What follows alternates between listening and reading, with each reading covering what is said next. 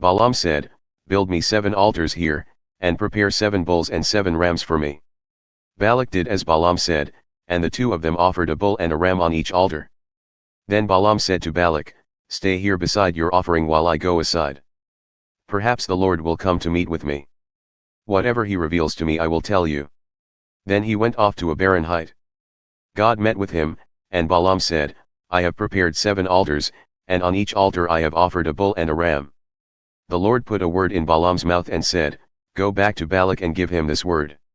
So he went back to him and found him standing beside his offering, with all the Moabite officials. Then Balaam spoke his message, Balak brought me from Aram, the king of Moab from the eastern mountains. Come, he said, curse Jacob for me, come, denounce Israel. How can I curse those whom God has not cursed? How can I denounce those whom the Lord has not denounced?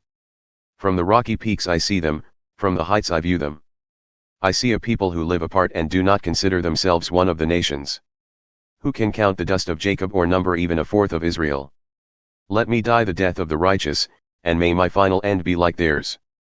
Balak said to Balaam, What have you done to me? I brought you to curse my enemies, but you have done nothing but bless them. He answered, Must I not speak what the Lord puts in my mouth? Then Balak said to him, Come with me to another place where you can see them, you will not see them all but only the outskirts of their camp. And from there, curse them for me. So he took him to the field of Zophim on the top of Pisgah, and there he built 7 altars and offered a bull and a ram on each altar. Balaam said to Balak, Stay here beside your offering while I meet with him over there. The Lord met with Balaam and put a word in his mouth and said, Go back to Balak and give him this word. So he went to him and found him standing beside his offering, with the Moabite officials. Balak asked him, What did the Lord say? Then he spoke his message, Arise, Balak, and listen, hear me, son of Zippor. God is not human, that he should lie, not a human being, that he should change his mind. Does he speak and then not act? Does he promise and not fulfill? I have received a command to bless, he has blessed, and I cannot change it. No misfortune is seen in Jacob, no misery observed in Israel. The Lord their God is with them, the shout of the king is among them. God brought them out of Egypt, they have the strength of a wild ox. There is no divination against Jacob, no evil omens against Israel. It will now be said of Jacob and of Israel, See what God has done. The people rise like a lioness, they rouse themselves like a lion that does not rest till it devours its prey and drinks the blood of its victims. Then Balak said to Balaam, Neither curse them at all nor bless them at all. Balaam answered, Did I not tell you I must do whatever the Lord says? Then Balak said to Balaam, Come, let me take you to another place. Perhaps it will please God to let you curse them for me from there. And Balak took Balaam to the top of Peor, overlooking the wasteland. Balaam said, Build me 7 altars here, and prepare 7 bulls and 7 rams for me. Balak did as Balaam had said, and offered a bull and a ram on each altar. Now when Balaam saw that it pleased the Lord to bless Israel, he did not resort to divination as at other times, but turned his face toward the wilderness. When Balaam looked out and saw Israel encamped tribe by tribe, the Spirit of God came on him and he spoke his message, the prophecy of Balaam son of Beor, the prophecy of one whose eye sees clearly, the prophecy of one who hears the words of God, who sees a vision from the Almighty. Who falls prostrate, and whose eyes are opened, how beautiful are your tents, Jacob, your dwelling places, Israel. Like valleys they spread out, like gardens beside a river, like aloes planted by the Lord, like cedars beside the waters. Water will flow from their buckets, their seed will have abundant water. Their king will be greater than Agag, their kingdom will be exalted. God brought them out of Egypt, they have the strength of a wild ox. They devour hostile nations and break their bones in pieces, with their arrows they pierce them. Like a lion they crouch and lie down, like a lioness, who dares to rouse them? May those who bless you be blessed and those who curse you be cursed. Then Balak's anger burned against Balaam. He struck his hands together and said to him, I summoned you to curse my enemies, but you have blessed them these 3 times. Now leave at once and go home. I said I would reward you handsomely, but the Lord has kept you from being rewarded. Balaam answered Balak, Did I not tell the messengers you sent me, even if Balak gave me all the silver and gold in his palace, I could not do anything of my own accord, good or bad. To go beyond the command of the Lord, and I must say only what the Lord says? Now I am going back to my people, but come, let me warn you of what this people will do to your people in days to come. Then he spoke his message, the prophecy of Balaam son of Beor, the prophecy of one whose eye sees clearly, the prophecy of one who hears the words of God.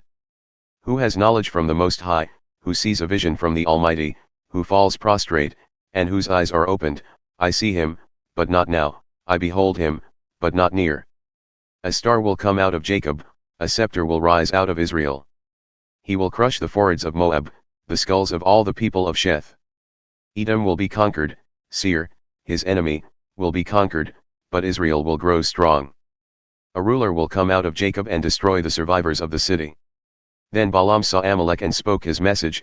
Amalek was first among the nations, but their end will be utter destruction. Then he saw the Kenites and spoke his message, your dwelling place is secure. Your nest is set in a rock, yet you Kenites will be destroyed when Ashur takes you captive. Then he spoke his message, alas! Who can live when God does this? Ships will come from the shores of Cyprus, they will subdue Ashur and Eber, but they too will come to ruin. Then Balaam got up and returned home, and Balak went his own way.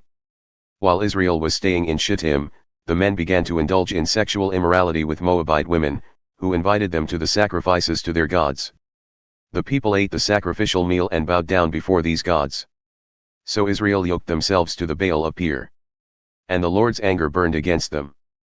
The Lord said to Moses, take all the leaders of these people, kill them and expose them in broad daylight before the Lord, so that the Lord's fierce anger may turn away from Israel. So Moses said to Israel's judges, each of you must put to death those of your people who have yoked themselves to the Baal of Peor.